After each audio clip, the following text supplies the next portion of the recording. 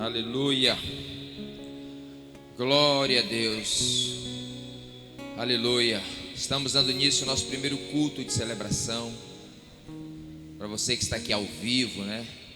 Presencial, para você que está também no culto online, prepare o seu coração. Fique de pé em nome de Jesus. Vamos falar com o nosso Deus. Aqui no Salmo 122 fala algo muito tremendo, né, queridos? Nos desafia a nos alegrar quando alguém fala ou nos convida ou temos o compromisso na casa do Senhor. Isso é muito maravilhoso. Alegrei-me quando me disseram: vamos à casa do Senhor. Sabe, essa alegria tem que ser contínua em nosso coração de estar na casa de Deus, né? E queremos também desafiar aqueles que estão só no culto online. Venha para o presencial, venha para a casa do Senhor, com certeza aqui tem algo especial para a glória de Jesus. Fecha teus olhos, vamos começar a orar.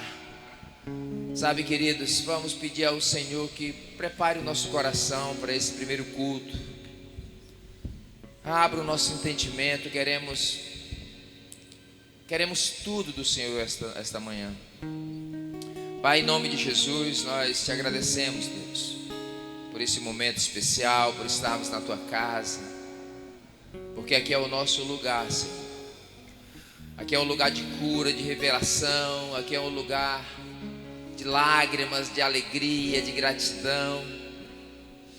E queremos fazer algo especial para o Senhor neste culto. Queremos nos expressar diferente, queremos dar algo novo a Ti, porque o Senhor é digno do nosso melhor, é digno da nossa alegria, da nossa devoção, é digno da nossa fidelidade. O Senhor é digno da nossa, Pai, da nossa alegria, porque sabemos que o Senhor tem cuidado de nós, da nossa casa, da nossa família.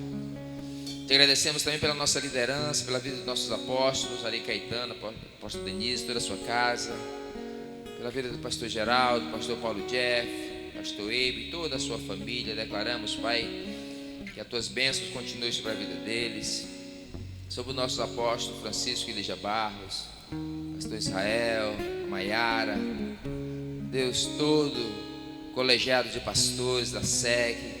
Deus, que a tua nuvem de glória continue sobre nossas vidas. Abençoamos também cada membro, cada anfitrião, cada líder de célula, setuária, cada visitante, Deus. Que esse domingo seja um domingo de grande colheita, Senhor Deus.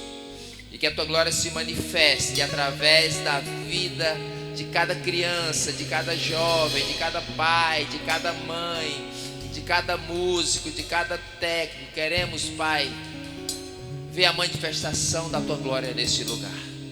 Por isso, Senhor Deus, abre os céus e recebe da tua igreja a adoração. Recebe da tua igreja os aplausos. Aplausos do Senhor Jesus, igreja. Receba da tua igreja, Deus, os acordes, os louvores, a adoração, porque somente o Senhor é digno de toda honra, de toda glória, de todo louvor. Aleluia! As palmas. Celebra o Rei dos Reis, Senhor dos Senhores.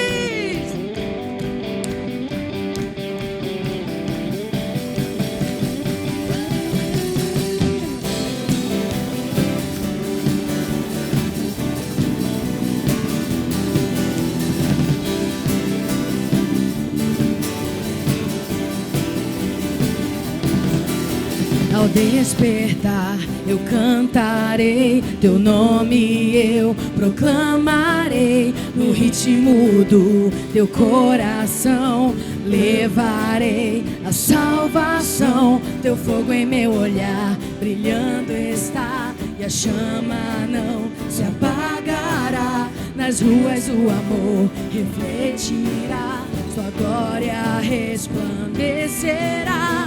Tu jamais me deixarás, em minha vida está esse amor em meu ser, para sempre brilhará. Tu jamais me deixarás, em minha vida está esse amor em meu ser, para sempre brilhará.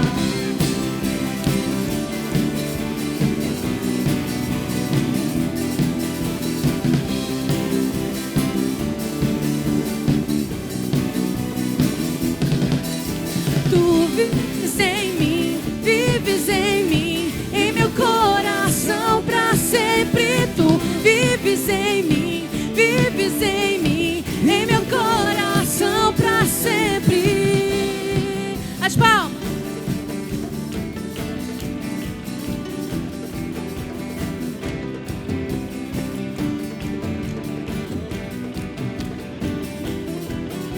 Teu fogo em meu olhar, brilhando está. A chama não se apagará. Nas ruas o amor refletirá. Tua glória resplandecerá. Tu jamais me deixarás. Em minha vida está. Esse amor em meu ser para sempre brilhará. Tu jamais me deixarás. Em minha vida está. Esse amor em meu ser para sempre brilhará.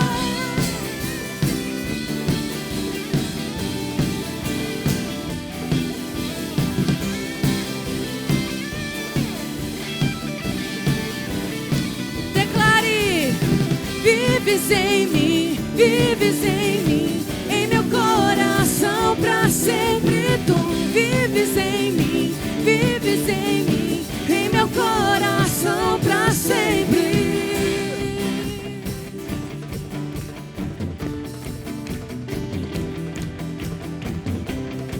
Tu vives em nosso coração, Senhor, pra sempre e eternamente. O nosso amor é teu, Senhor. Porque só o Senhor é único, único digno de receber toda a honra, toda a glória, todo o louvor. Nós te adoramos, Deus. Diga assim: pra sempre, pra sempre, pra sempre, teu amor, pra sempre, pra sempre, pra sempre, teu amor, pra sempre, pra sempre, pra sempre, teu amor, pra sempre, pra sempre, pra sempre. Sim, eu sei que tu jamais me deixarás. Em minha vida está esse amor em meu ser para sempre brilhará. Tu jamais me deixarás. Em minha vida está esse amor em meu ser para sempre brilhará.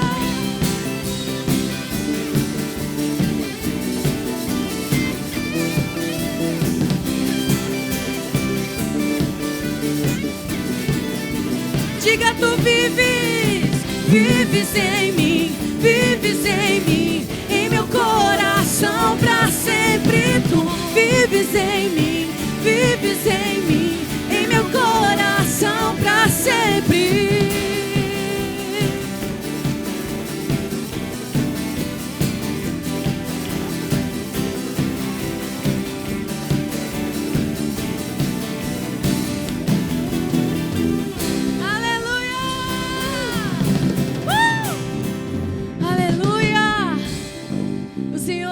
Amém?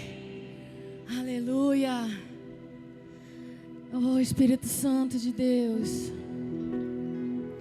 declaramos essa manhã, Senhor, que não há nada igual, não há nada que se compare a Ti, Senhor. Não há nada, Deus, que possa preencher o nosso coração.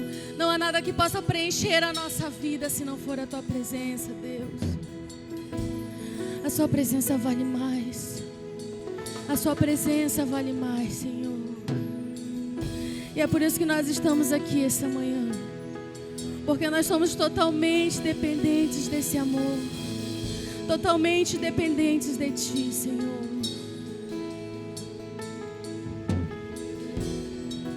Não há nada igual. Não há nada melhor a que se compara.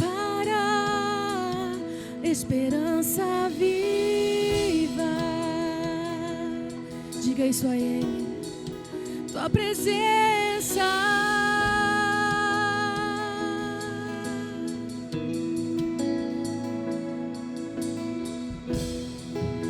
Eu provei e vi o mais doce amor que liberta o meu ser e a vergonha desfaz. Tua tua presença. Erga suas mãos e declare isso. Santo Espírito, declare com todo o ser.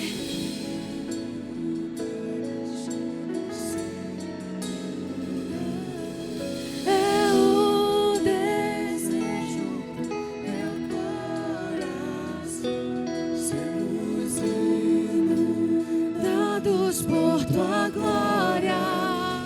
Diga, Santo Espírito és. Diga que Ele é bem-vindo na sua vida, na sua família. Do meu coração, sermos inundados por tua glória, Senhor.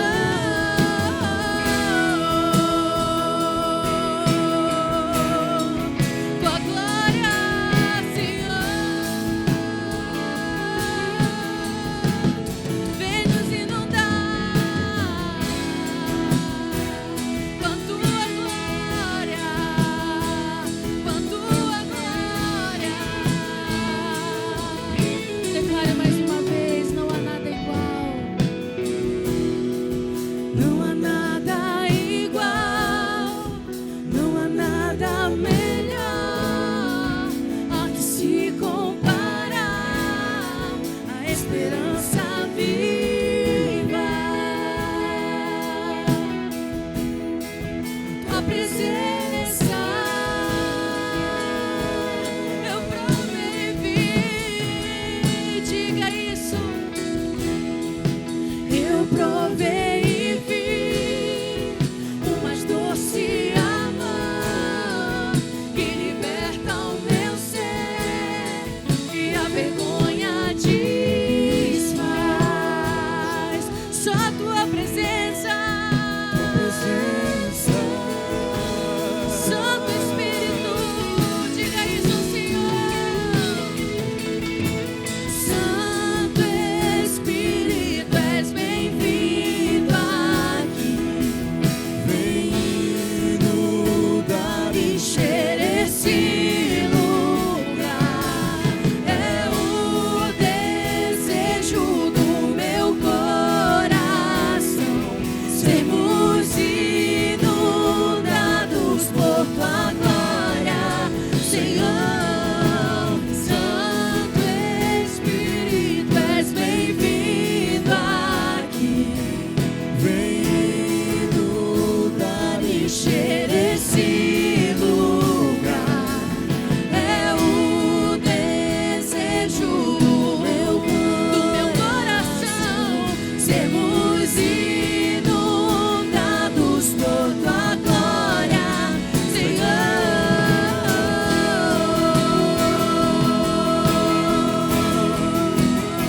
Vem nos inundar, vem nos inundar.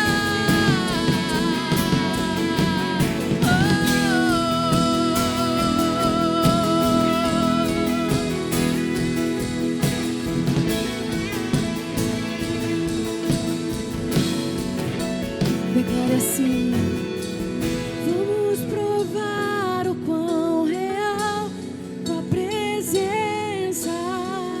Vamos provar da tua glória e bondade. Vamos provar o quão real a presença. Vamos provar da tua glória e bondade. Vamos provar o quão real é tua presença. Vamos provar a tua glória e bondade. Vamos provar o quão real é tua presença. Vamos provar a tua glória e bondade. Diga mais uma vez: Senhor, eu quero provar o quão real é a tua presença. Senhor, eu quero provar da tua bondade. Senhor, eu quero provar os dias da minha vida. Vamos provar o quão real é tua presença. Vamos provar a tua glória e bondade, Senhor. Diga, Santo Espírito, Santo Espírito, és bem-vindo aqui. Vem inundar, encher esse lugar. É o desejo do meu coração. Sermos inundados por tua glória. Diga, Santo Espírito és. Levante o volume da sua voz. Declare isso ao Senhor essa manhã. Eu quero ser inundado, Senhor. Eu quero ser inundado pela tua glória. Eu quero que a minha casa seja inundada pela tua glória, Senhor. Esse é o maior desejo do meu coração. Diga, Santo Espírito vem inundar. É o desejo do meu coração. Por tua glória, Senhor.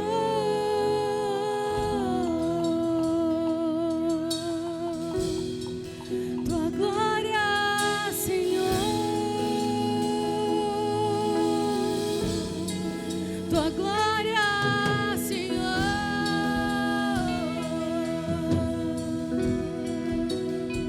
Pela tua glória, tua fidelidade, Senhor.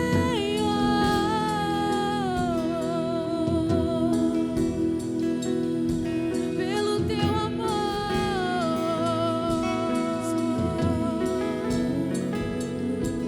pois não há outro.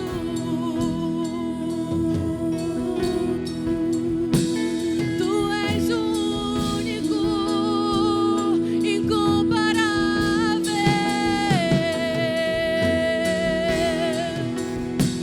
Tu és o meu Deus, tu és o meu Deus.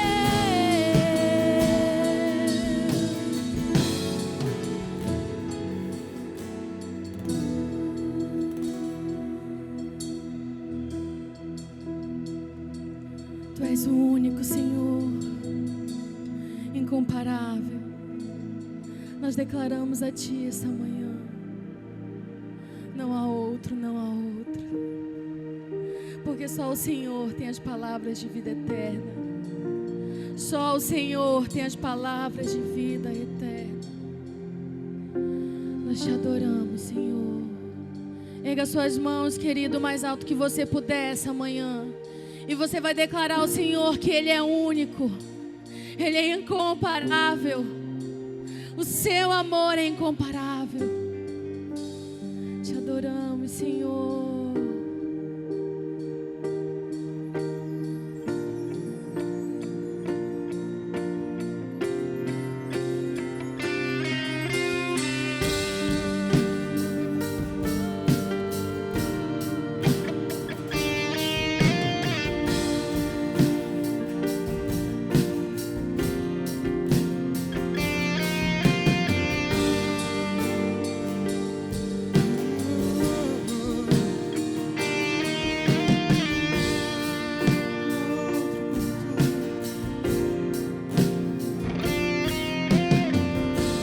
Eu não tenho para onde ir. Teu perfume está marcado em mim. Na sombra de tuas asas eu estou. Eu não sei mais o que fazer. Sem tua presença não sei viver. Não existe vida além de ti. Único, tu és o único, incomparável.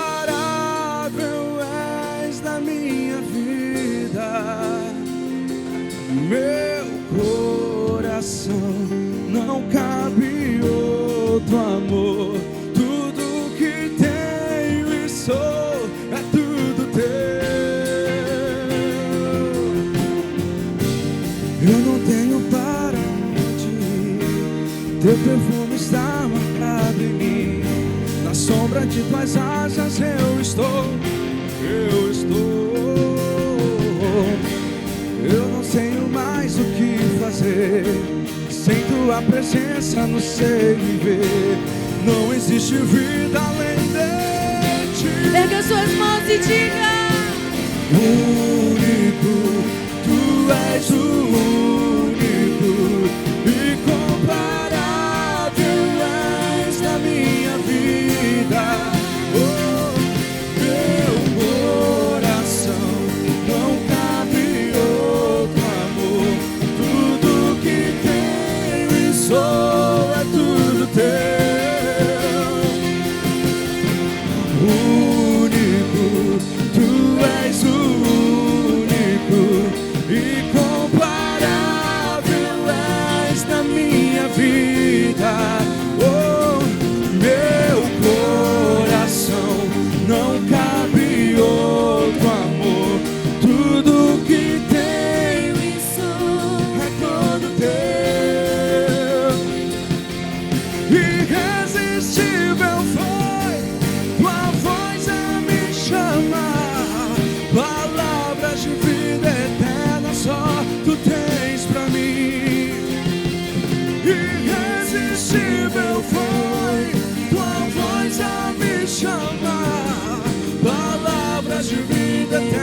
Só tu tens pra mim. Único, tu és o único, incomparável és na minha vida. Oh, meu coração não cabe outro amor. Tudo que tenho e sou é tudo teu.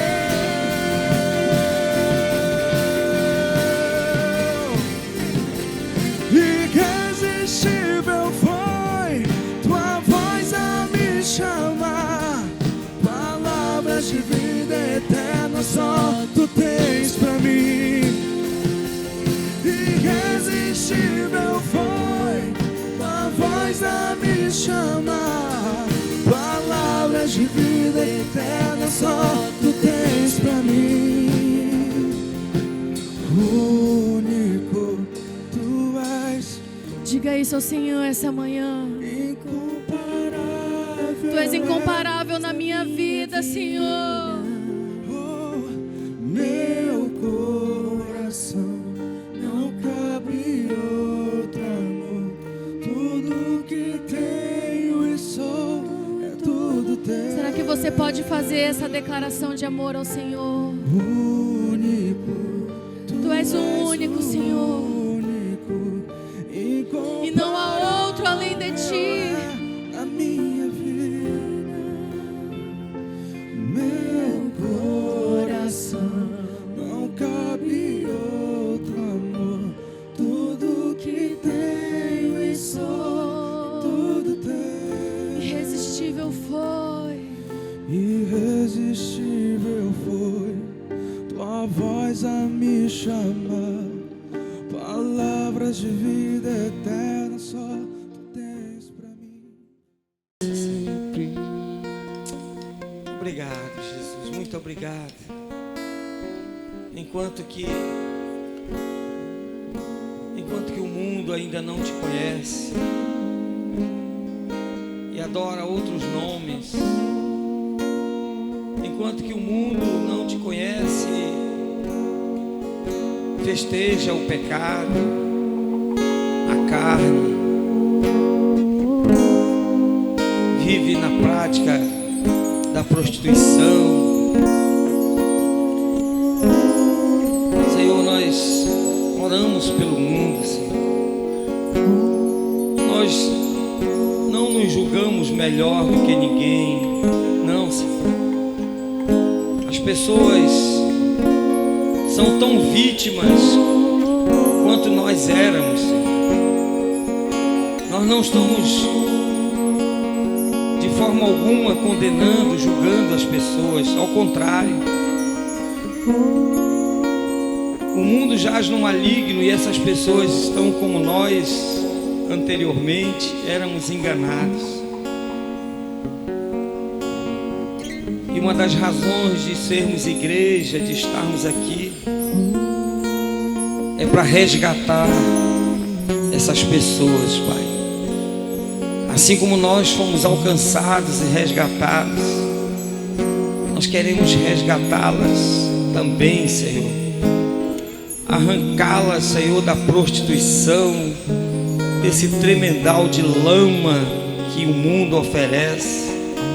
Assim como nós fomos arrancados de lá, Senhor, nós oramos, clamamos pela vida delas, Pai. Em nome de Jesus, Senhor, que elas sejam libertas para a glória do Teu santo nome, Pai. Obrigado, Jesus, obrigado por ter nos resgatado e ter nos dado o poder para que no Teu nome possamos resgatar também aqueles que ainda não foram alcançados. Senhor, esteja guardando a nossa nação, em nome de Jesus, guardando as pessoas, Pai, que estão envolvidas, sendo enganadas, Senhor, nesse carnaval. Oh, Pai, que aonde eles estejam, Deus, o Senhor fale com eles, alcance os seus corações, e que esse seja o último carnaval deles, Senhor, como escravos do pecado. Que eles sejam libertos, Senhor, para a glória do Teu santo nome, em nome de Jesus. Amém, aleluia. Dê um forte aplauso ao Senhor Jesus.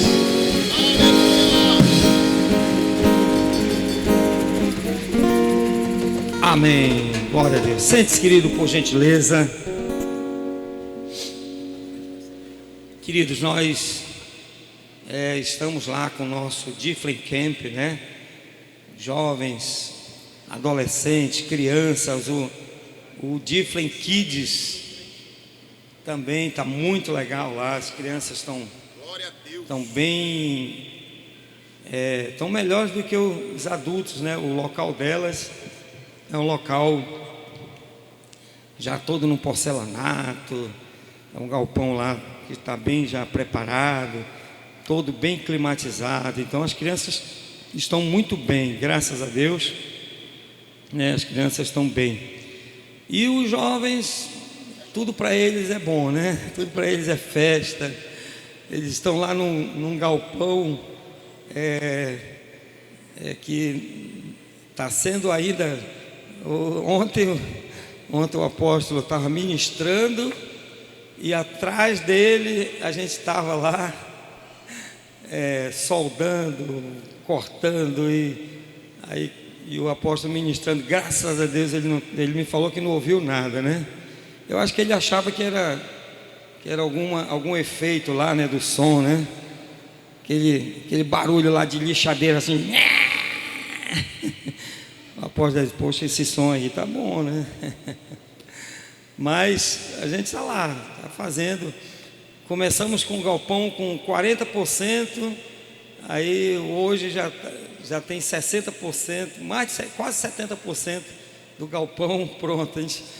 A gente vem cobrindo ele, vem fazendo, e ontem nós já alcançamos uns 70% já do galpão. Para quem estava reunido em 40%, 70% está bom, né? Vai ser uma festa. Mas glória a Deus, mas está sendo muito bom. Os jovens lá estão sendo muito impactados. Desde a sexta-feira à noite foi um mover tão grande lá, tão tremendo lá, com Fanuel ministrando, com muita unção. Foi muito bom. Ontem até de madrugada, né? O apóstolo estava ministrando lá até de madrugada lá para eles, os jovens. Era quase 1h da madrugada. E eles lá ministrando, não no auditório. Acabou a atividade no auditório, eles fizeram a trilha, fizeram tudo.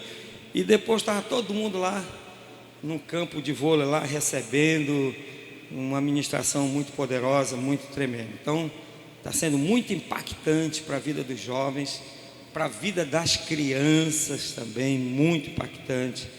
esse acampamento certamente vai ser um divisor de águas na vida dos jovens, né? Vai trazer assim muita transformação, nós cremos nisso, né? Além de muito conhecimento, vocês vão, quem não conhece ainda, o apóstolo já ministrou aqui para a gente, mas já faz um bom tempo, mas vocês vão ouvir uma palavra e vocês vão identificar que, além de profeta, o apóstolo Luiz Antônio é um mestre, né? E muito conhecedor da palavra e muita revelação tremenda, uma palavra muito poderosa. Ele já passou ali um resumozinho da palavra. Eu estou aqui na expectativa para comer essa palavra todinha, né? Lá ele só fez uma degustação ali, né? Mas coisa muito boa, te prepara, tá bom?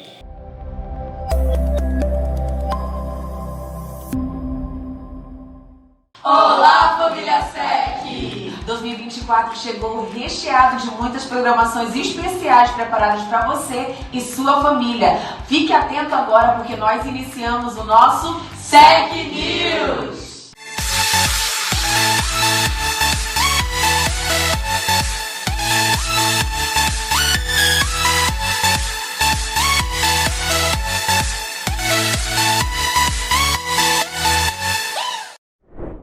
E todos os domingos nós nos reunimos para adorar o nosso Deus às 8 da manhã, às 16 e às 18 horas. Lembrando que no culto das 16 horas nós temos algumas rotas e você pode procurar seu líder de rede para mais informações. Lembrando que se por algum motivo você não consiga realmente vir ao nosso culto de celebração, você pode assistir no nosso canal no YouTube o nosso culto completo. E não esqueça, vale a pena vir e adorar o Senhor. Venha com toda a sua família, traga convidados, porque vai ser algo muito poderoso.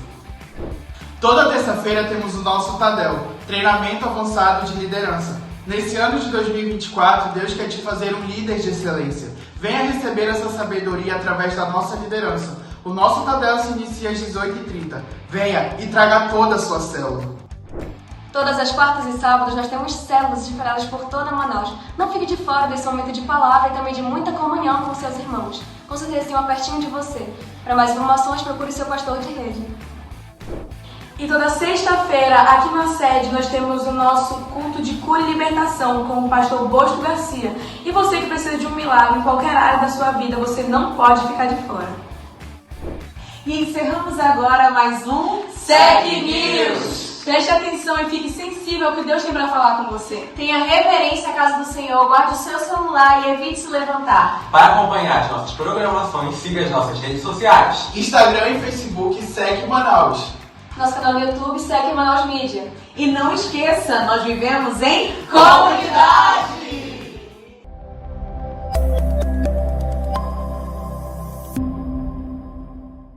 Nós vamos fazer a chegada, né, do pessoal do Different Camp aqui no Tadel. Então, você já é convocado para estar aqui no Tadel na terça-feira, a partir das 18h30, né, nós já estaremos aqui. Eu acredito que eles vão chegar entre 18h30 e 19 horas. Vamos fazer uma festa aqui. Eu tenho certeza que esses jovens vão chegar cuspindo fogo aqui, né? A gente não pode nem muito falar com esse negócio de fogo aqui, né? Que a gente fica meio assim traumatizado com esse negócio de fogo. Mas nós cremos que realmente vai ser muito boa a chegada deles. E vamos fazer uma festa muito bonita aqui para os jovens. Nós assim, temos muita alegria, né? Somos muito alegres com o trabalho dos jovens, com o envolvimento dos jovens. Não é uma turma de jovens que eles gostam muito de brincadeiras e tudo, mas não é oba-oba não. São jovens muito compromissados, né, com a palavra, com o reino de Deus. Isso é muito bom. Eu fico assim realmente feliz. Eu fico muito triste quando tem trabalho com jovens que é só oba-oba, atrai os jovens só no oba-oba, mas conteúdo praticamente não tem nada, né?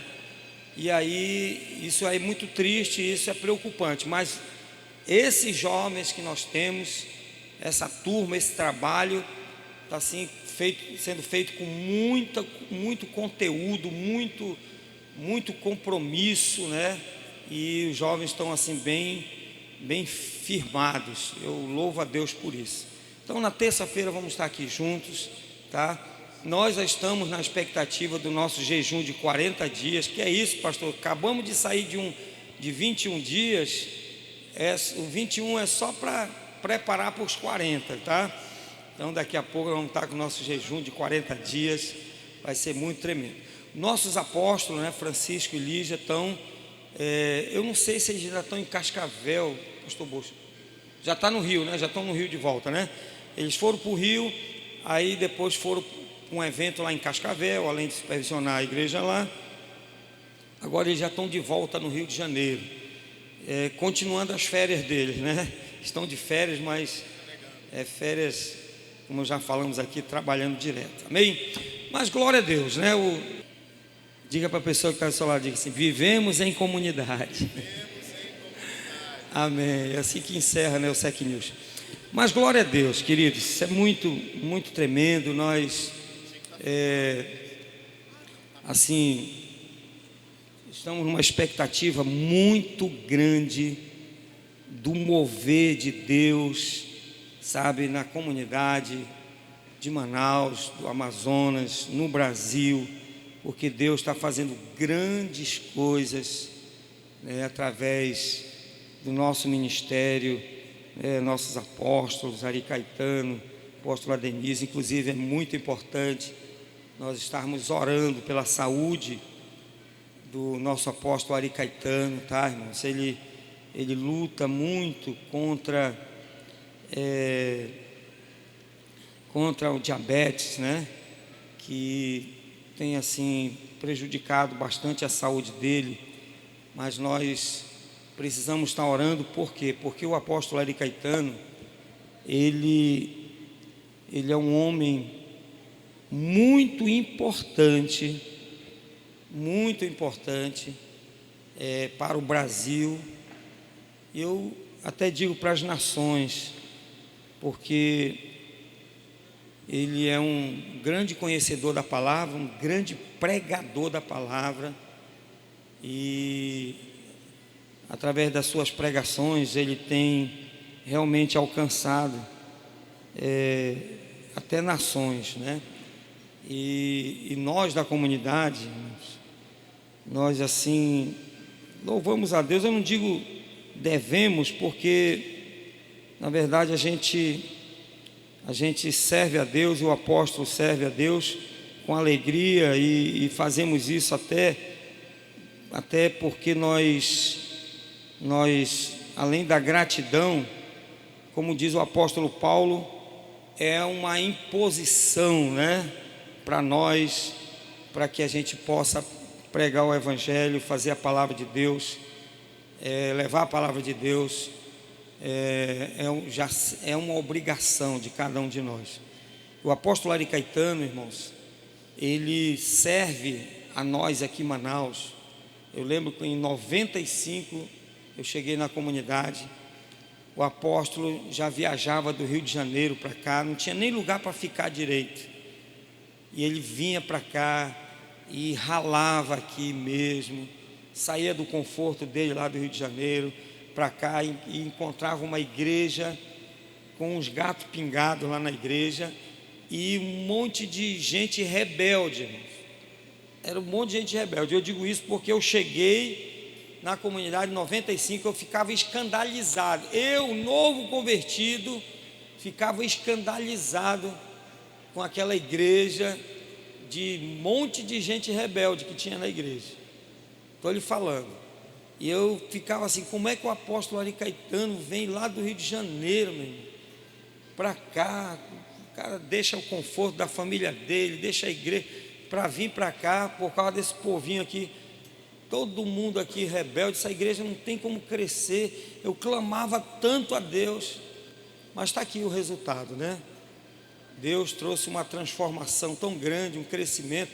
Hoje aquela igrejinha lá que tinha umas 40 pessoas, cheio de problemas, essa igreja já gerou aqui, né, só aqui em Manaus, vários núcleos em vários bairros, núcleos nas cidades, né? Só no Iranduba, irmão, nós temos 3 núcleos e nós adiamos a inauguração do 4º núcleo no Iranduba, que ia ser agora, por causa do acampamento, nós tivemos que adiar, mas provavelmente agora, ainda esse mês de fevereiro, nós vamos inaugurar o 4º núcleo da comunidade no Iranduba, né? O 4º núcleo, já está lá o prédio, né? Está quase tudo pronto lá para a gente inaugurar, e vamos inaugurar provavelmente esse mês ainda, e geramos igreja já até em Cascavel, 2 em Brasília, né? No Distrito Federal, uma em Goiânia. Então, assim, isso tudo é fruto de um trabalho que começou anos e anos atrás com um grupinho pequeno e rebelde, né, do apóstolo Ari Caetano, que nunca desistiu de nós, sempre esteve aqui. Por isso nós precisamos honrá-lo cada vez mais, e não tem coisa melhor para fazermos do que estar orando pela sua saúde, pela saúde do apóstolo Ari Caetano. Ele é muito importante para nós, é muito importante para o Brasil, é muito importante para o reino de Deus. Amém?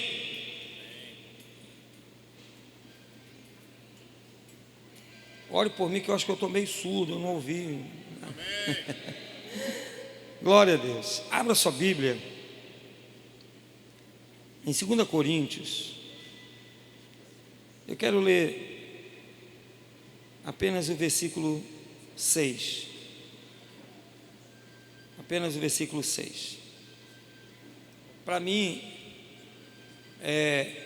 isso aqui, ele é o suficiente para eu ser fiel a Deus, para eu fazer a vontade sempre de Deus. Porque a Bíblia fala que o reino de Deus é como um homem que saiu a semear. A Bíblia fala também, o apóstolo Paulo diz que tudo aquilo que o homem semear, ele também vai colher. Então, a lei da semeadura, ela é superativa no reino de Deus. Ela funciona, o reino de Deus funciona na lei da semeadura. Deus estabeleceu a lei da semeadura para funcionar o seu reino, né? Então nós precisamos entender isso. E aqui o apóstolo Paulo fala, né, em 2 Coríntios 9, 6, não tem o telão, né? Mas ele diz assim, ó, eu acho interessante, porque ele vai ali para o imperativo mesmo. Ele diz assim, ó, e isto afirmo. Ele diz, isso eu dou certeza absoluta, né? Isso pode ter certeza que é verdadeiro. Quando ele diz, e isto afirmo. Irmãos, alguém que afirma, está afirmando algo que ele tem convicção, que ele não tem mais dúvida. Não tem mais dúvida. A pessoa chega e diz, não, é isso mesmo. Não, mas será que não é isso? Eu tenho absolutamente certeza, é isso aqui. E o apóstolo Paulo está falando isso. Não existe outra interpretação. O que ele está querendo dizer é que não existe outra teoria, não existe nenhuma dúvida, não existe nada que alguém possa falar que seja diferente. Ele diz assim, e isto afirmo, aquele que semeia pouco, também pouco ceifará. Vai colher pouco, não tem jeito. E o que semeia com fartura, com abundância também ceifará. Irmãos, é isso aqui, encerra nisso aqui, pronto. Não tem outra, não tem outra interpretação, não tem, mas será que isso aqui não é? Não importa, irmãos. É isso aqui, pronto. Semeia pouco, vai colher pouco. Vai colher, mas vai colher pouco. Agora, Aqui não fala, mas é óbvio, se não semeia nada, não vai colher, não tem colheita, né? Então, isso aqui, o apóstolo Paulo afirma com muita segurança, né, que aquele que semeia vai colher, mas o que semeia pouco vai colher pouco, o que semeia com abundância vai colher com abundância. Uma coisa é certa, presta atenção, esse pouco e essa abundância não está falando de volume, de quantidade, está falando, sabe de quê? De proporcionalidade. Leve em consideração a proporcionalidade, leve em consideração o sacrifício, tá? Não é porque o fulano ele semeou um valor maior do que o outro, quer dizer que a colheita dele vai ser maior, que às vezes aquele valor maior que ele semeou, proporcionalmente, em termos de sacrifício, é bem menor do que aquele que semeou um valor menor. Semeou um valor menor, mas fez um sacrifício maior. Por que eu digo que é assim? Porque Jesus falou, Jesus mostrou na hora da oferta daquela viúva. Ele disse: olha, muitos aqui deitaram aqui no gasofilaço altas somas, mas daquilo que lhe sobrava, estava sobrando. Sobra é sobra, irmãos, né? Sobra, não tem sacrifício na sobra, não existe sacrifício na sobra. Você não está sacrificando, você está semeando sobra, é sobra, não tem sacrifício nisso. Mas aquela viúva, ela semeou 2 moedinhas, mas era tudo que ela tinha, era tudo. Então certamente a semeadura dela foi maior do que daqueles outros que deram grande soma. Então é muito importante levar em consideração essas duas coisas, né? Que a lei da semeadura é quem comanda, e semear pouco e semear muito tem a ver com a proporcionalidade.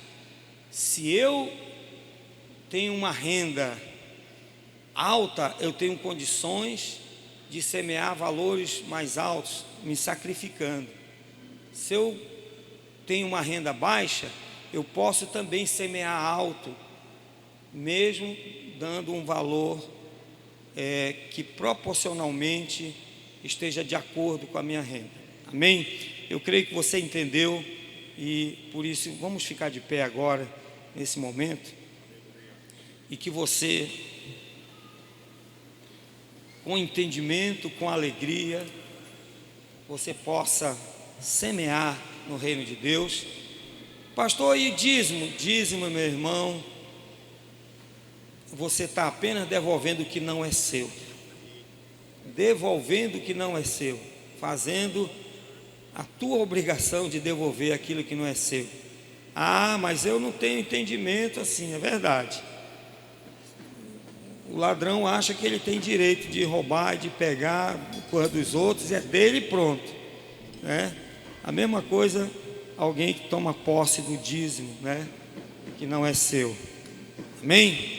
Glória a Deus. Vamos orar, e com alegria, com entendimento, você pode sair do seu lugar. Você pode usar o QR Code, que não temos no telão, mas tem aqui na mão dos irmãos que estão aqui. E também você que está no vídeo pode usar o QR Code que vai aparecer aí na sua tela também, tá bom? Ou usar a maquineta. Eu acho que hoje nós estamos com uma maquineta só aqui, porque a outra está lá para o acampamento, tá bom?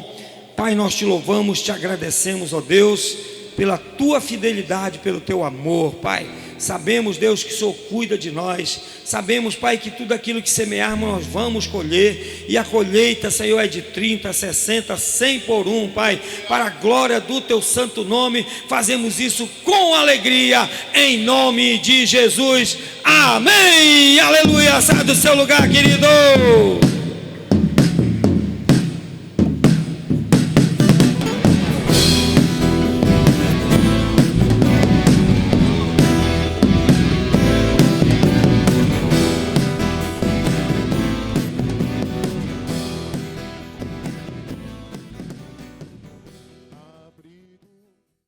Vamos receber o nosso querido apóstolo Luiz Antônio. Só lembrando, querido, nosso apóstolo Luiz Antônio, ele é o pastor da comunidade evangélica cristã de Macapá, da nossa igreja lá em Macapá.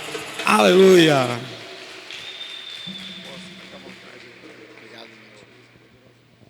Glória a Deus. Aleluia. Amém, queridos? Que bênção estar com vocês aqui. Que bênção estar em Manaus mais uma vez. E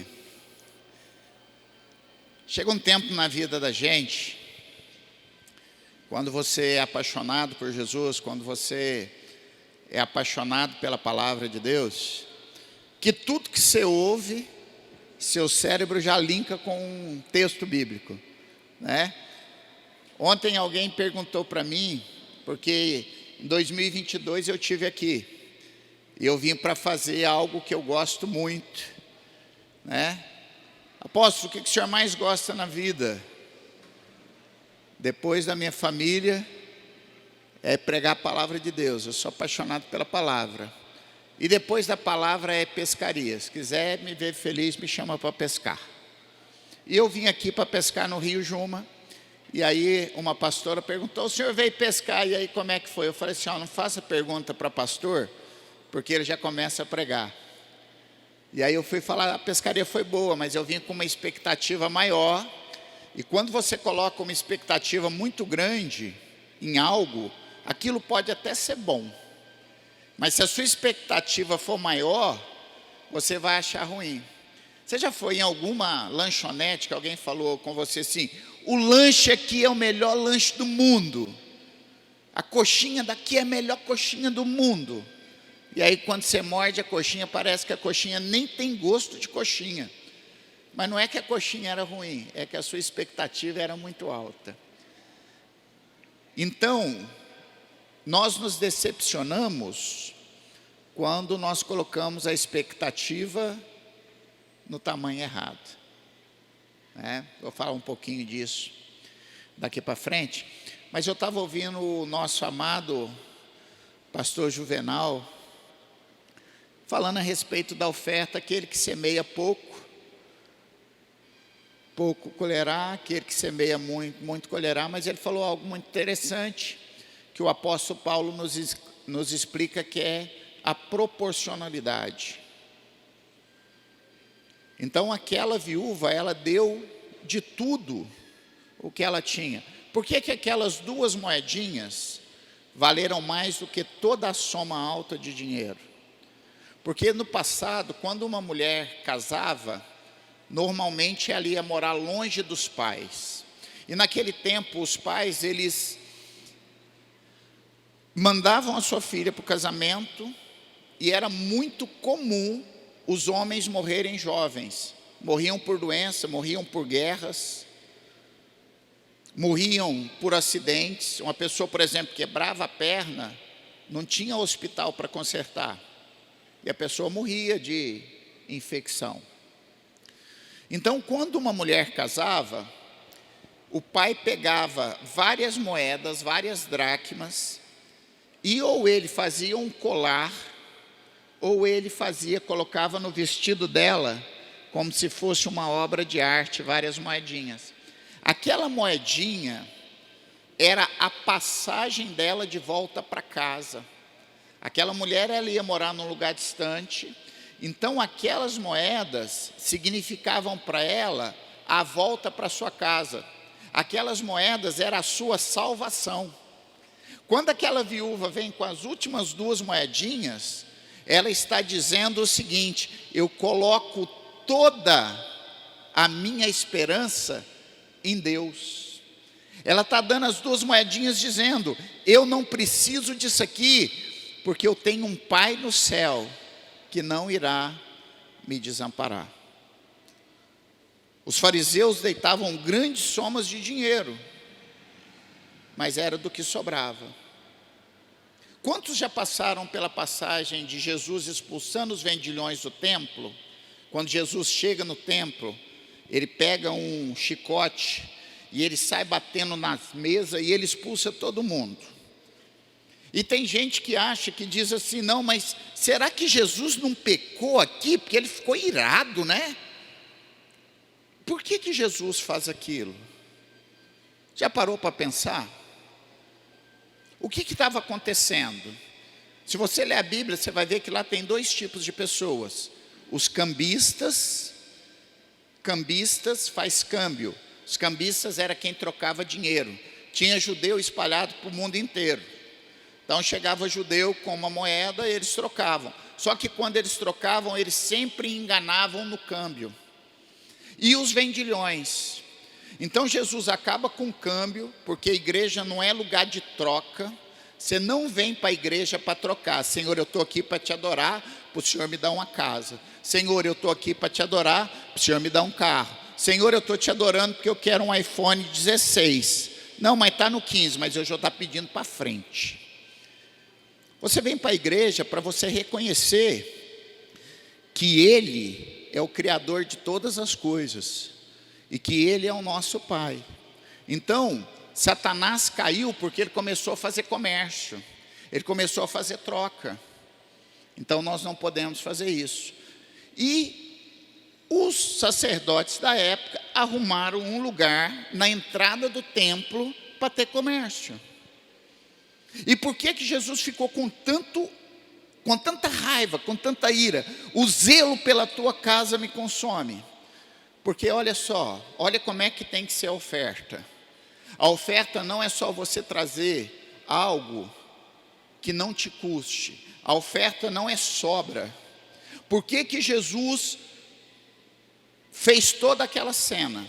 Porque quando Deus instituiu lá no Antigo Testamento, que uma vez por ano a família ia trazer uma ovelha, um cordeiro, não era só pegar, ir lá e olhar e falar assim, esse ano vai ser você aí.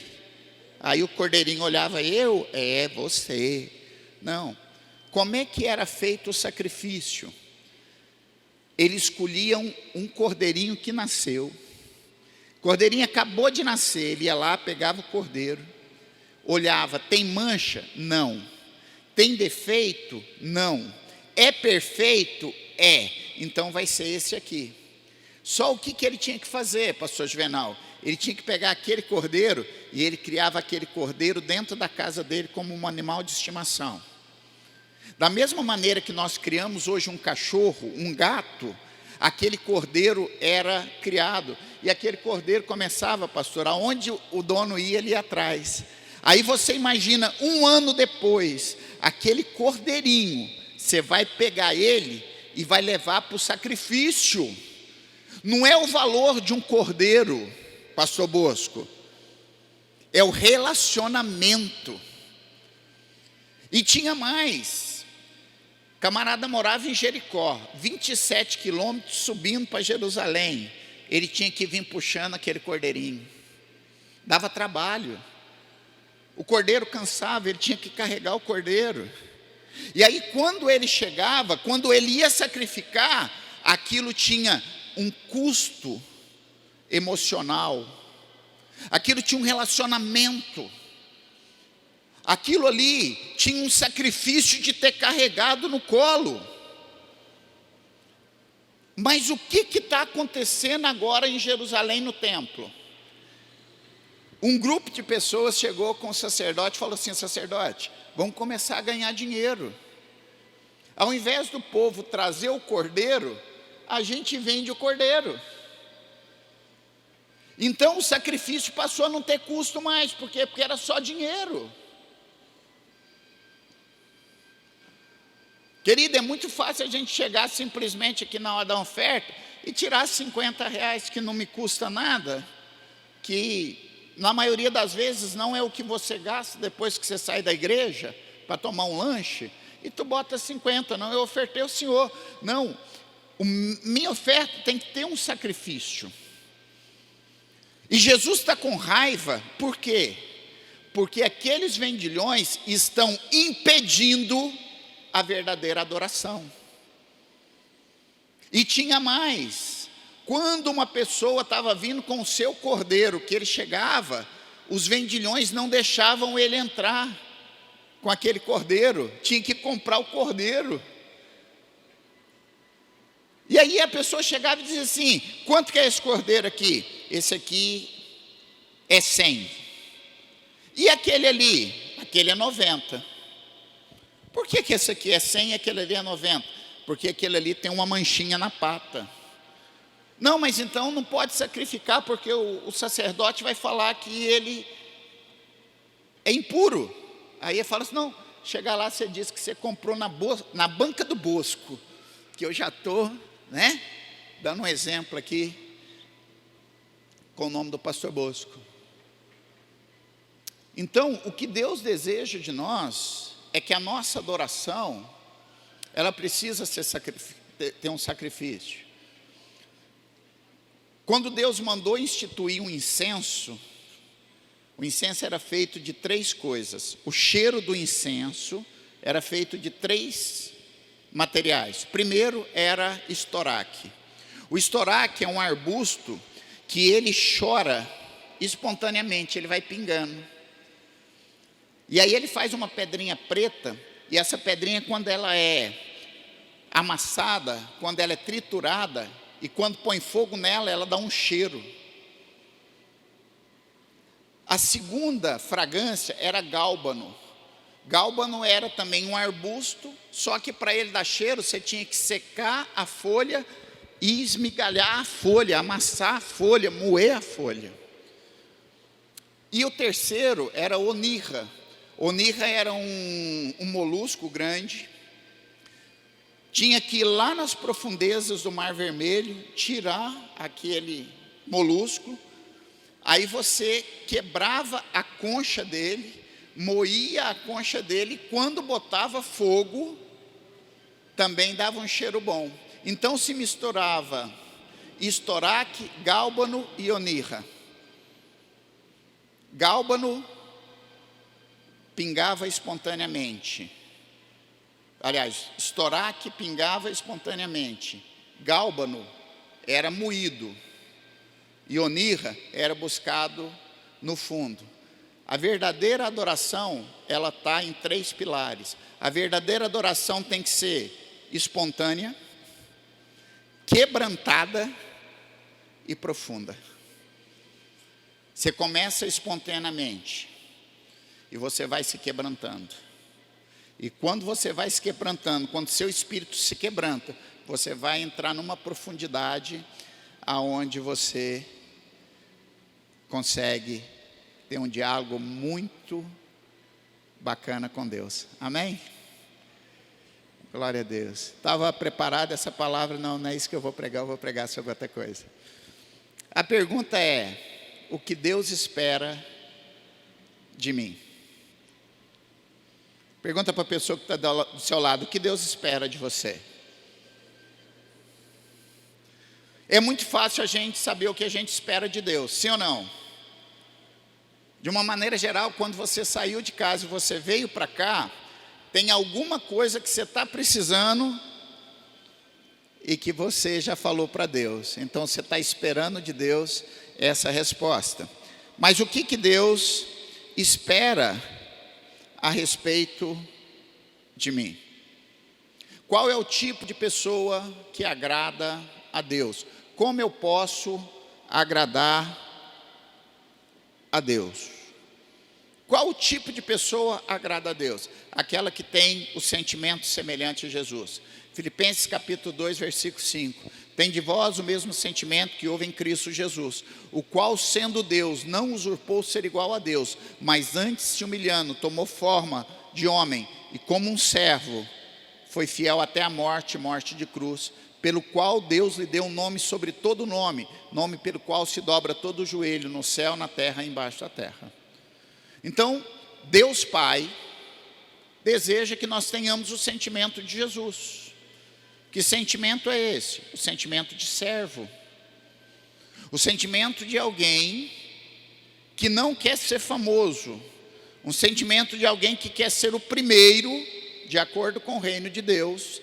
O sentimento de alguém que quer servir, alguém que quer dar frutos.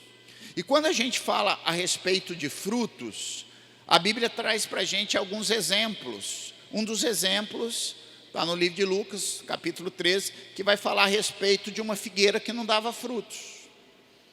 E o dono da vinha chega e diz assim: olha, isso aqui é uma vinha, isso é uma produção de vinho, e essa figueira está ocupando o lugar que podia ter videira. E já tem 3 anos que eu venho aqui, e toda vez que eu venho, não tem fruto. Então vamos cortar essa figueira. E a Bíblia diz que a pessoa que toma conta daquele lugar diz assim: me dá mais um ano. Se ano que vem essa figueira não der fruto, a gente corta ele. E ele fala qual que é a receita que ele vai usar para a figueira dar fruto.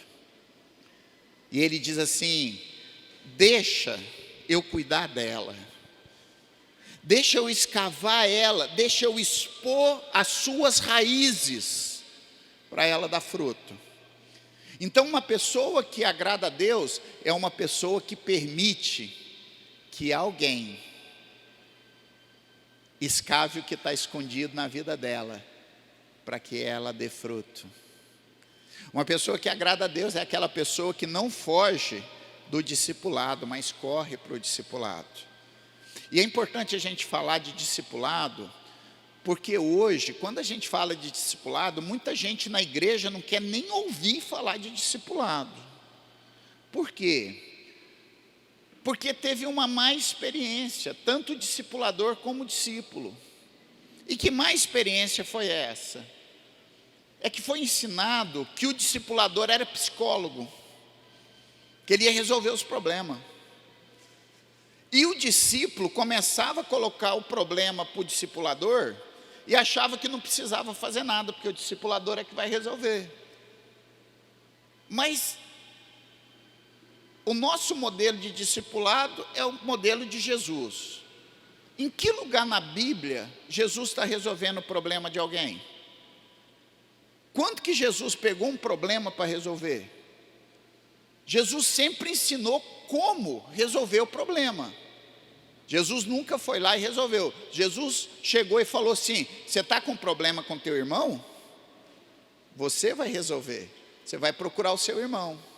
Se não resolver, você busca 2 irmãos cheios do Espírito Santo e tenta resolver. Se os 2 irmãos também não conseguir, aí você vai chamar o pastor. E se esse que se diz irmão quer continuar no mesmo caminho, aí você vai excluir ele da igreja. Então Jesus, ele vai nos ensinando como a gente deve fazer. Ele não faz para a gente. Deixa eu te falar uma coisa com muito amor e carinho. Jesus não veio ao mundo para resolver o seu problema. Jesus veio ao mundo para fazer você parecido com Ele. E a partir do momento que você começa a ser parecido com Ele, aí o seu discípulo vai querer estar com você o tempo todo. Porque quando a gente vê em alguém algo que a gente quer, a gente cola nele. Então, essa passagem da figueira, Jesus está nos ensinando que às vezes a gente não dá fruto, porque a gente tem algo escondido que não deixa a gente frutificar. E enquanto a gente não tirar isso da nossa vida, a gente não vai frutificar. Uma outra passagem interessante é a passagem dos 10 leprosos.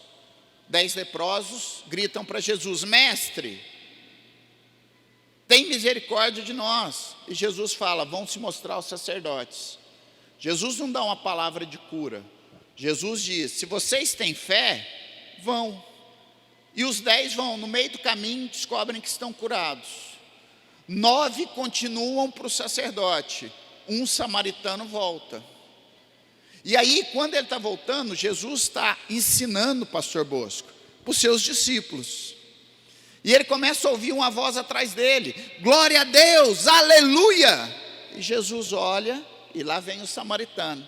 Quando o samaritano chega perto, Jesus olha e diz assim: apóstolo Bosco, apóstolo Juvenal, não eram 10? Por que só um voltou? Será que Jesus agora está com problema de autoestima? Poxa, eu curei 10 e só um voltou? Não, Jesus está ensinando para mim e para você, e ensinou para os discípulos dele. 90% das pessoas que você ajudar vão ser ingratas, mas nem por isso você vai deixar de fazer, porque os 10% que voltam, já é maravilhosa a transformação. Amém? De cada 100 pessoas, querido, que entrar na igreja, provavelmente 90 vão ser ingratas, vão esquecer das horas que os pastores passaram de madrugada resolvendo problema de casamento ali, ajudando, vai esquecer das horas que o pastor passou no hospital. Mas, queridos, 10% que sobra é maravilhoso.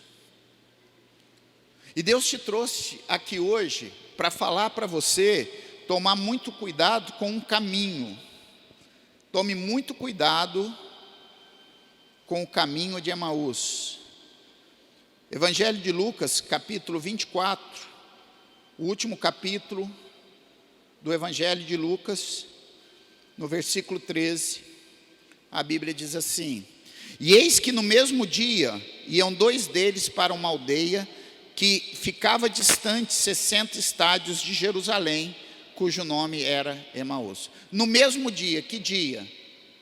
No domingo da ressurreição. No domingo da ressurreição, tem 2 discípulos que saíram de Jerusalém para ir para Emaús. E iam conversando entre si de tudo que havia sucedido. E aconteceu que indo eles, falando entre si, e um perguntando ao outro, o mesmo Jesus se aproximou e ia com ele.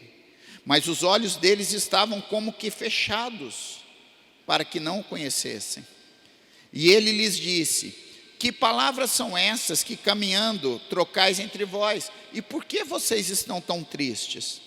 E respondendo um, cujo nome era Cleofas, disse-lhe: és tu o único peregrino em Jerusalém, e não sabe das coisas que nesses dias têm acontecido?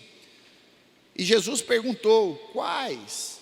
E eles disseram: as que dizem respeito a Jesus Nazareno, que foi varão profeta, poderoso em obras diante de Deus e de todo o povo. E como os principais sacerdotes e os nossos príncipes os entregaram à condenação de morte e o crucificaram. E nós esperávamos, tínhamos a expectativa de que ele fosse o remidor de Israel. Mas agora, sobre tudo isso, já é o 3º dia que essas coisas aconteceram. Mas é verdade que umas mulheres falaram que ele ressuscitou. Elas foram ao sepulcro e, não achando o seu corpo, voltaram dizendo: vimos anjos. E eles falaram: ele vive. E alguns dos nossos também foram ao sepulcro e viram que havia sido como as mulheres tinham dito, porém eles também não o viram.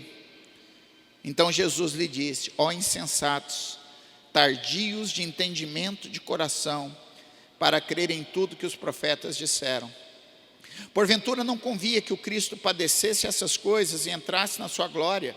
E começando por Moisés e todos os profetas, explicava o que dele se achava escrito nas Escrituras.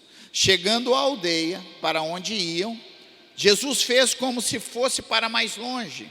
Então eles o constrangeram. Constranger significa pedir com tanta ênfase que a pessoa não tem como falar não. Fica conosco, porque já é tarde, o dia já caiu. E entrou Jesus com eles. E aconteceu que, estando eles à mesa, tomando o pão, o abençoou e partiu e lhe deu. Então abriram-se os olhos e o reconheceram. Então Jesus desapareceu e disse um ao outro: porventura não ardia o nosso coração enquanto ele falava pelo caminho das Escrituras? E na mesma hora, levantando-se, voltaram a Jerusalém, onde acharam os 11 congregados.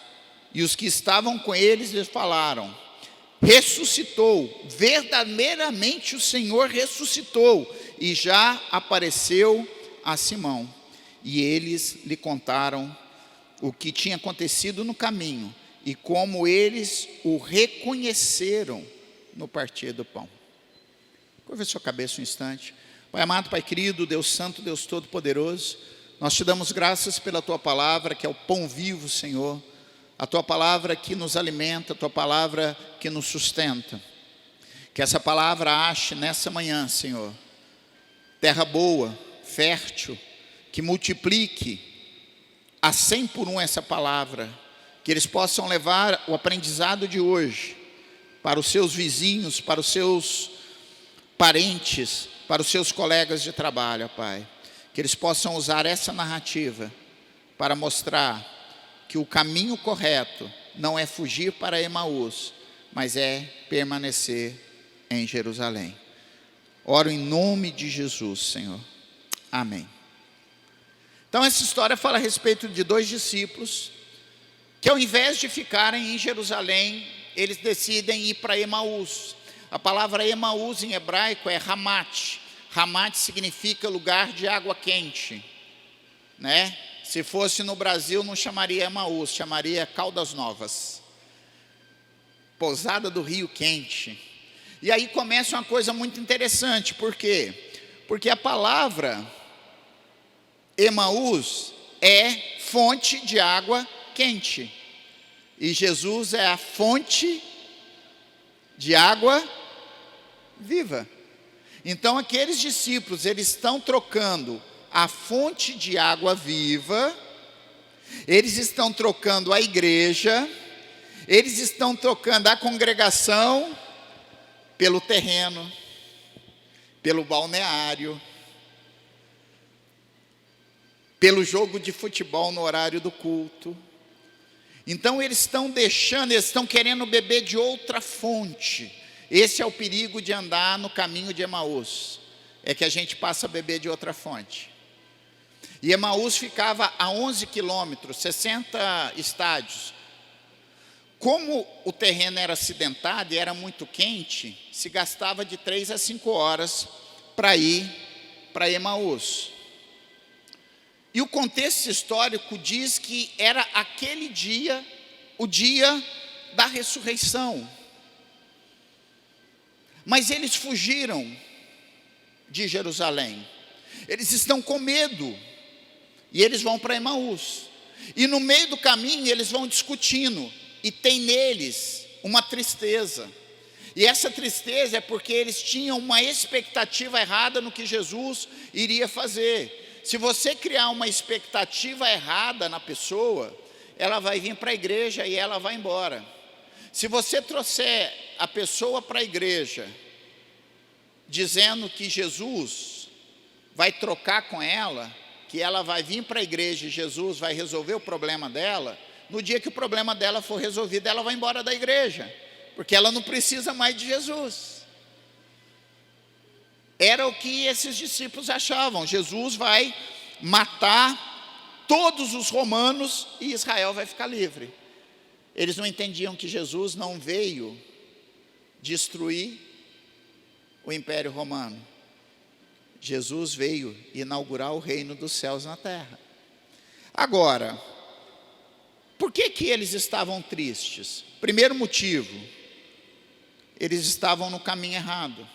Quando você anda no caminho errado, isso vai produzir tristeza na sua vida. Eles trocaram a fonte de água viva, de João 4, pelos prazeres do mundo. Jerusalém significa cidade de paz. Eles estão saindo da cidade de paz para ir procurar confusão no balneário. Você já reparou que tem gente que sai da igreja, a vida vira do avesso, mas muitas vezes eles não voltam? Eles continuam naquela vida.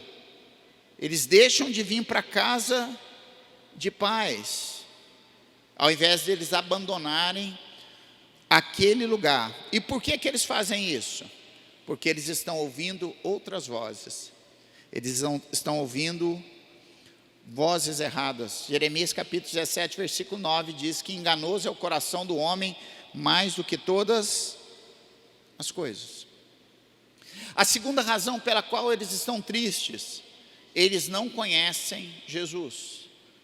Apóstolo, mas a Bíblia diz que eles eram discípulos de Jesus. Queridos, conhecimento vem com relacionamento. Quem aqui conhece o Silvio Santos? Levanta a mão. Alguém conhece o Silvio Santos? A gente diz, eu conheço o Ronaldinho Gaúcho, eu conheço tal pessoa. Na realidade, a gente sabe quem é. Mas se você for na casa dele e bater e falar assim, ô Silvio, eu vim tomar um café, ele vai dizer, eu não te conheço. Você viu ele, mas você não conhece, porque conhecimento vem com relacionamento. Apóstolo, e por que eles não conhecem Jesus? Porque quando Jesus pergunta para eles, o que está acontecendo? Em nenhum momento eles dizem, mataram o Filho de Deus. Mataram o Messias. O que eles dizem? Mataram o profeta. Eles estão diminuindo aquilo que Jesus é. Eles diminuíram um varão valoroso. Eles não conhecem. Eles não estão dizendo, ele é o Messias. Eles ainda não tinham conhecimento de quem era Jesus. Eles ouviram falar de Jesus. Era igual Jó no Antigo Testamento. Senhor, eu te conhecia de ouvir falar, mas depois de tudo que eu passei, os meus olhos agora te veem. Então nós precisamos conhecer Jesus. E conhecer Jesus é uma experiência pessoal. Não é uma experiência que o seu pai, a sua mãe, o seu pastor pode viver por você. Você precisa ter essa experiência. Eles estão tristes, eles não reconhecem Jesus. Eles são incrédulos. Jesus vai falar para ele de todas as profecias a respeito dele, para eles realmente conhecerem Jesus. Tem gente que espera a manifestação de Jesus aqui na terra. Eu estou esperando Jesus se manifestar para me dar uma casa. Estou esperando Jesus se manifestar para me dar uma cura. Estou esperando Jesus se manifestar para me dar um filho. Ele pode fazer isso? Ele é poderoso para fazer infinitamente mais do que pensamos ou imaginamos. Mas o apóstolo Paulo diz, se nós esperarmos somente as coisas que Jesus pode fazer aqui nessa terra, nós somos os mais miseráveis dos homens, porque Ele tem para nós preparado é muito maior do que tudo que tem aqui na terra. A terceira razão, eles não conheciam a eles mesmos. Ao responder Jesus, eles dizem, os sacerdotes e os nossos príncipes mataram Jesus de Nazaré. Eles não se colocam como pecadores. Eles se colocam como muito justos. Eles se colocam como, eu não merecia isso que está acontecendo. Por quê? Porque eles não se conheciam. Tem pessoas que quando você fala, você precisa de Jesus, ele olha e fala assim, eu?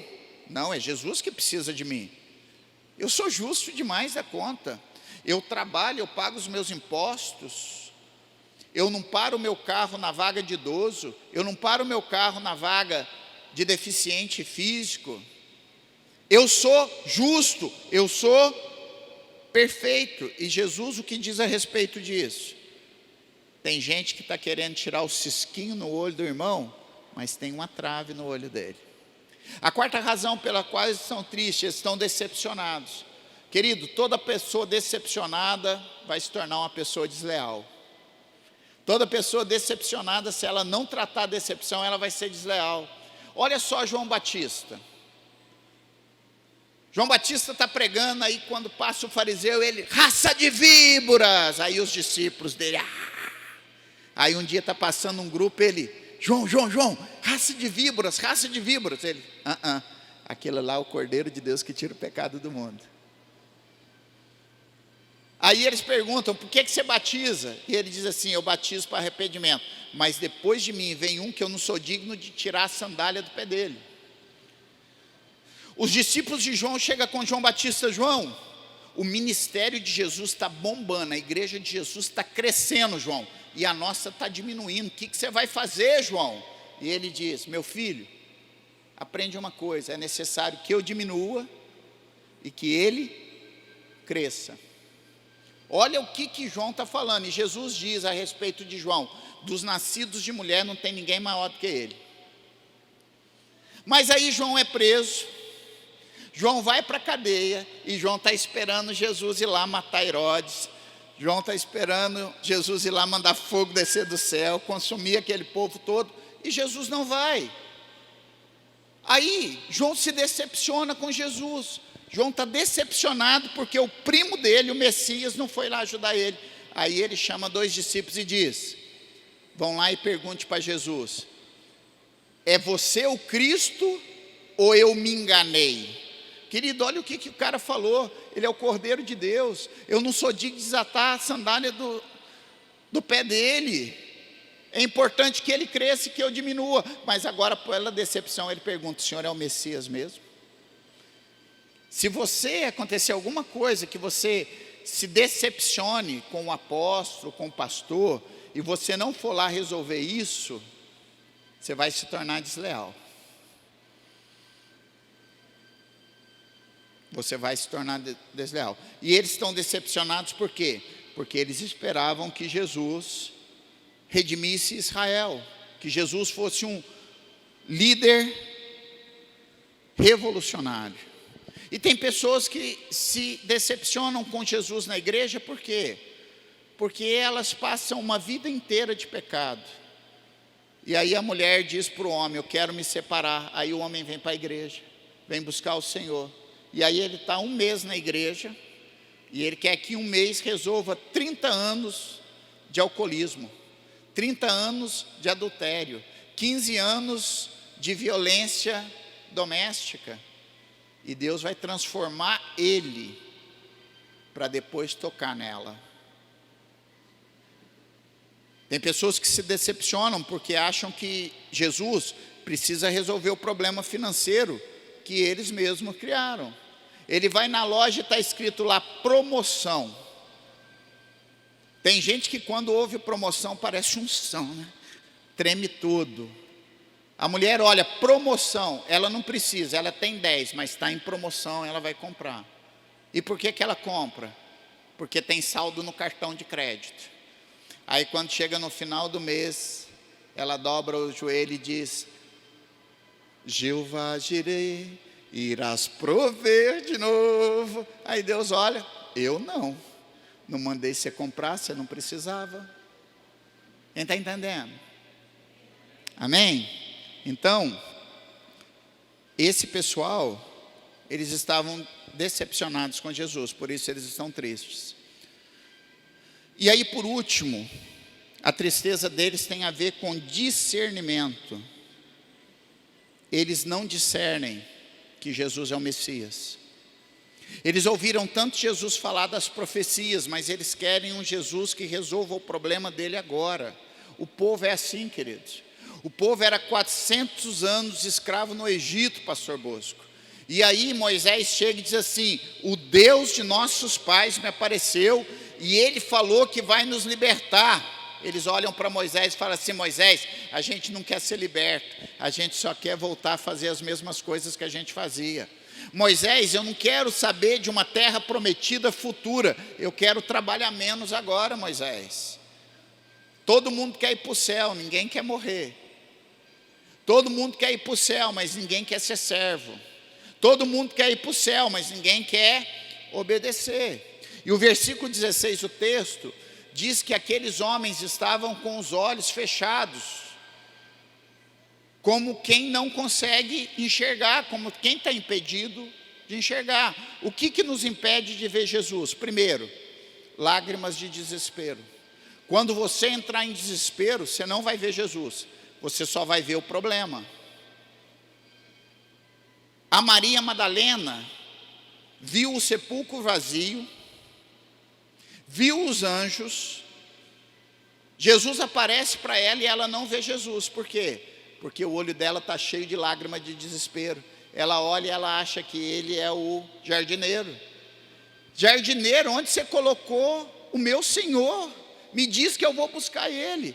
E aí Jesus olha para ela e diz: Maria. Aí ela reconhece, porque a ovelha ouve a voz do seu pastor. Quando ele diz Maria, ela grita: Rabone, mestre. Mas enquanto ela estava chorando, ela não viu Jesus. Enquanto você estiver chorando em desespero, você não vai ver Jesus.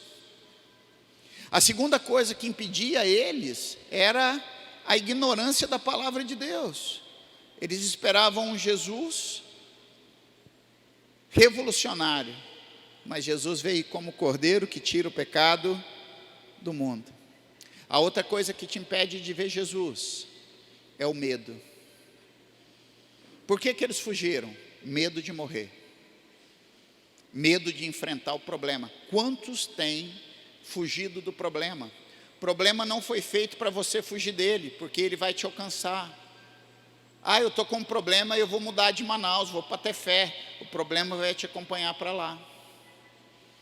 Eu estou com um problema, eu vou para Macapá. O problema vai te acompanhar para lá. Enquanto você não resolver o problema não vai deixar de existir. E o medo faz você correr do problema. Eles estavam com medo de morrer. E por causa disso eles saem de Jerusalém. E eles vão embora. E a última coisa que impede eles de ver Jesus é a dúvida. Aonde há incredulidade, Jesus não opera. Mas aí acontece algo muito interessante.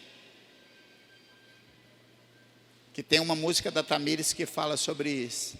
A sua mesa cura, a sua mesa cura. Aqui tem vinho e pão, tem um lugar para mim. Quando eles sentam na mesa, quando Jesus parte o pão, eles reconhecem Jesus. Porque a gente só come com quem a gente ama. A gente só come com quem a gente gosta. Quando você vai no shopping, a primeira coisa que você faz quando você pega a sua bandeja é olhar onde tem uma mesa que não tem ninguém. A gente só senta com alguém para comer se não tiver espaço. E naquele momento que Jesus parte o pão, eles reconhecem Jesus. E quando eles reconhecem Jesus, acontece algo maravilhoso. A Bíblia diz que Jesus imediatamente desaparece.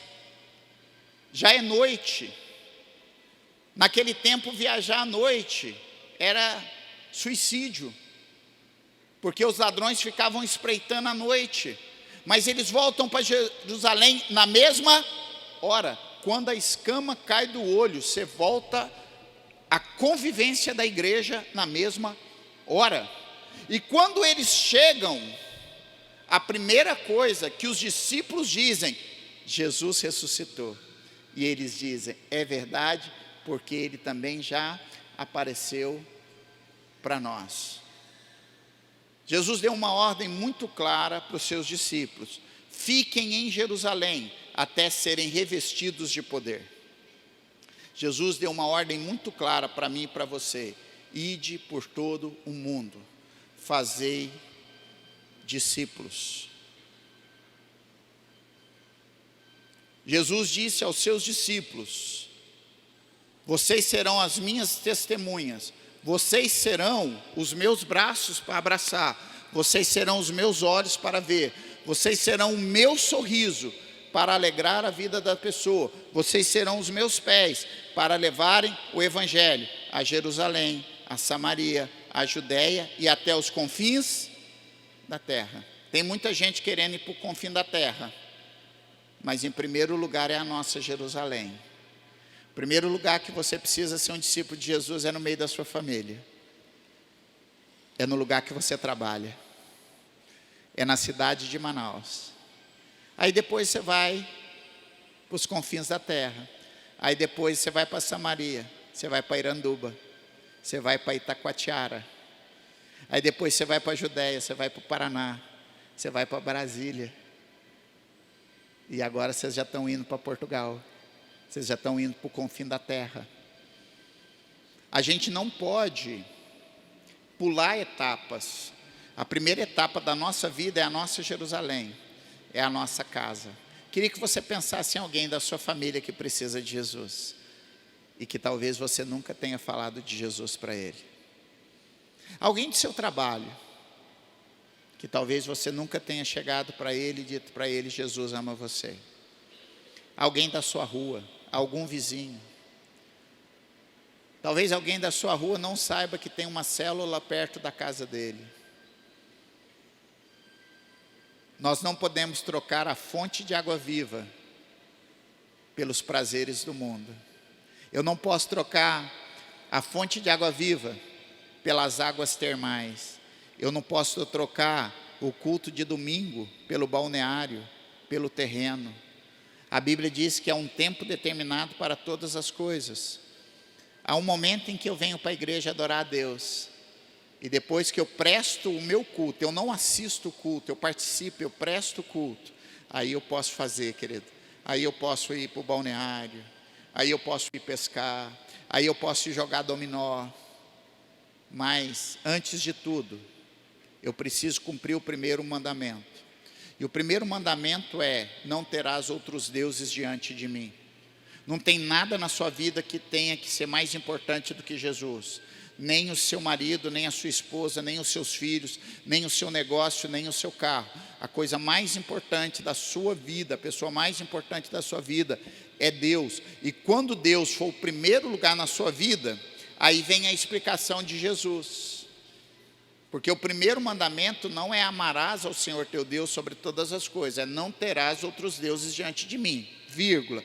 E quando você não tiver outros deuses diante de mim, vírgula, então você me amará de todo o teu coração, de toda a sua alma, de todas as suas forças e de todo o teu entendimento.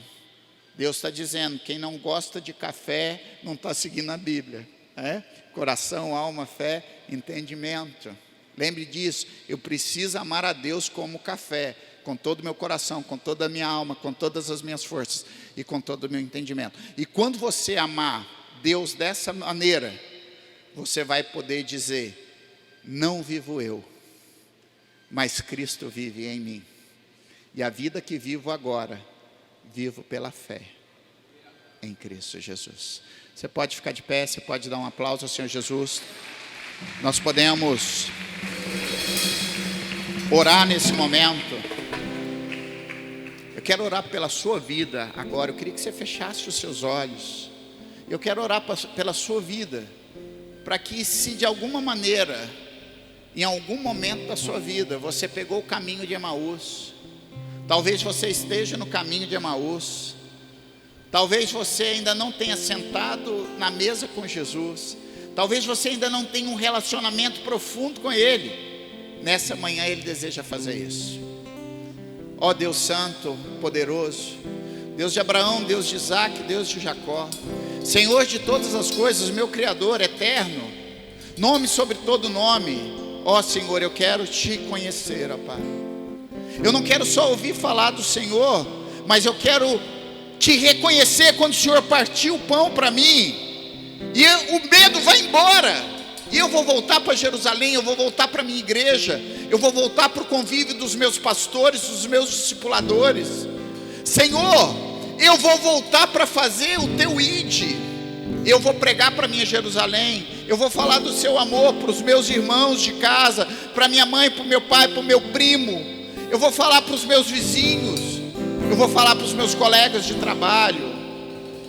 Ó Senhor, eu não quero ir e ficar em Emaús, mas eu quero ser revestido de poder em Jerusalém. Me reveste de poder, Senhor. Ó Senhor, que nessa manhã o meu eu morra na cruz, para que verdadeiramente eu possa dizer: não vivo eu, mas Cristo vive em mim. E quando Cristo viver em você, as pessoas vão olhar para você e elas terão esperança. Cristo em vós, a esperança da glória. A coisa mais poderosa do mundo chama-se esperança.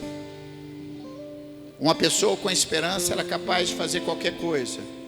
Um preso sem esperança, ele morre logo.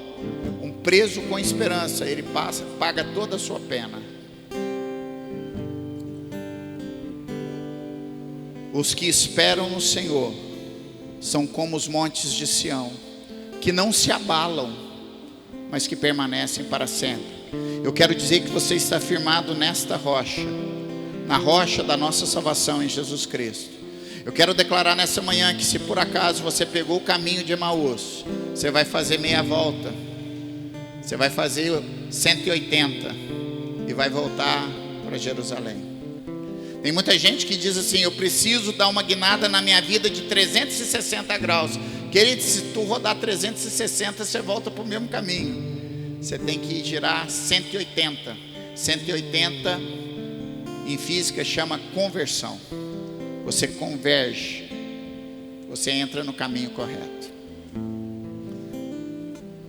Eu queria terminar perguntando nessa manhã, se tem alguém aqui que está visitando a igreja, veio pela primeira vez, segunda, e que ainda não recebeu Jesus Cristo como uma fonte de água viva de sua vida.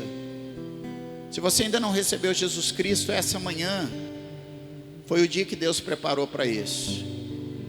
Apóstolo, mas por que eu preciso receber Jesus? Porque a Bíblia diz que a graça dele me salva, mas para isso existe um ritual. Eu preciso crer no meu coração que ele é filho de Deus, e preciso confessar com a minha boca, e aí eu passo a ser salvo. E aí, apóstolo, a partir desse momento o que acontece?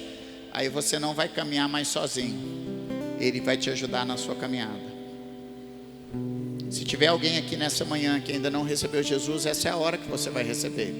Da mesma maneira que, se houver alguém aqui hoje, nessa manhã, que já recebeu Jesus, mas andou lá pelo mundo, foi um filho pródigo. Um erro que a igreja comete é de ir lá fora e voltar para a igreja como se nada tivesse acontecido.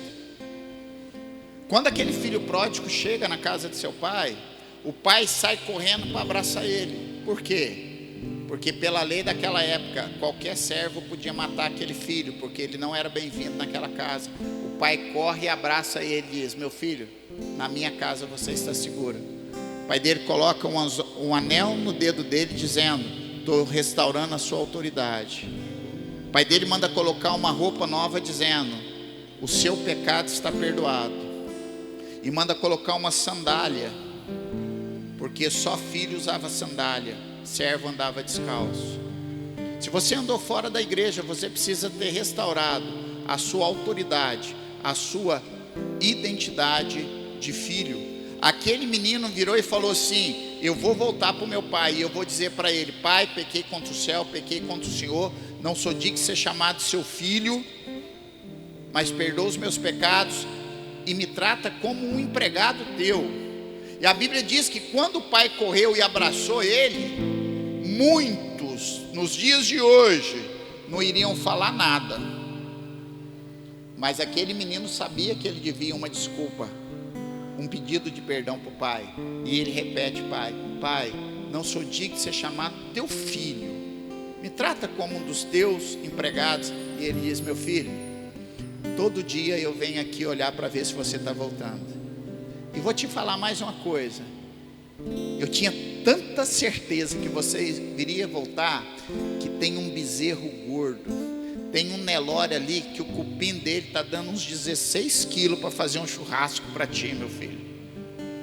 E é por isso que a Bíblia diz que Deus tem alegria quando um pecador se arrepende, e não quando a igreja está cheia de gente que já está no caminho. Tem alguém aqui hoje nessa situação que deseja receber Jesus? Ou que tenha andado fora dos caminhos e voltou para a igreja, já está aqui um tempo, mas nunca veio à frente pedir para Deus: Deus, reescreve o meu nome no livro da vida. Se você estiver nessa posição, eu te chamo para vir aqui na frente. Ou talvez até você hoje ouvindo essa palavra, você se identificou com os discípulos de Emaús. Eu estou andando com Jesus, mas ainda não conheço Jesus. Eu quero ter intimidade com Jesus. Eu quero reconhecer Jesus no partir do pão. Se você acha que aquilo que você tem de Jesus hoje ainda é muito pouco e você quer um relacionamento maior, mais intenso, você também pode sair do seu lugar e vir aqui na frente. Apóstolo, eu não estou desviado. Apóstolo, eu já tenho Jesus, mas eu não estou satisfeito com a vida que eu estou levando com Ele. Por minha causa, eu preciso que Jesus parta o pão na minha frente hoje. Se você estiver nessa situação, se você estiver desesperado para ter um relacionamento com Jesus, eu vou te convidar a vir aqui na frente também. Amém? A minha amada que está aqui na frente, eu queria que você repetisse comigo essa oração. Diga assim: Senhor Jesus, eu creio que Tu és o Filho de Deus, o meu único e suficiente Senhor e Salvador. Perdoa os meus pecados e escreve o meu nome no livro da vida. Que os meus olhos sejam abertos para que eu Te veja. Amém? Glória a Deus. Vocês que vieram aqui na frente querendo uma intimidade maior com Deus, eu quero orar por vocês também. Pai amado, Pai querido, olha para esses dois homens aqui na frente, Senhor. E como Tu fizeste com aqueles dois do caminho de Emaús, faz nessa manhã. Chama eles para a mesa, para que eles sejam curados. Parte o pão para que eles enxerguem. Coloca na vida deles, a partir de hoje, uma urgência de ir pregar o Evangelho. Assim como aqueles discípulos voltaram à noite, que para eles não tem a hora nem local para falar do Teu amor. Que a alegria que ardeu no coração daqueles discípulos arda no coração dos dois hoje, no nome santo e poderoso de Jesus. Que a Tua igreja de Manaus seja despertada para nunca sair da sua Jerusalém para ir para Emaús, mas que os que estão fora do caminho retornem, e que essa igreja tão relevante alcance ainda mais vidas. Eu declaro que a honra, que a glória da segunda casa será maior do que a primeira. Eu quero declarar como um ministério extralocal, que faz parte da mesma igreja, mas que está em outro estado. Eu quero declarar para Manaus que um novo tempo se estabelece sobre a vida de Manaus. Eu quero declarar para você que você não vai ficar mais decepcionado, olhando e dizendo: antes da pandemia a igreja era tal tamanho, porque o Senhor está restituindo nessa manhã aquilo que foi consumido pelos anos da pandemia. Eu declaro para você que você vai se alegrar chegando aqui e olhando e dizendo: eu vou assistir o culto em pé, eu vou prestar o culto em pé, porque o Senhor tem mandado centenas de milhares para essa casa. Você pode dar um forte aplauso ao Senhor Jesus?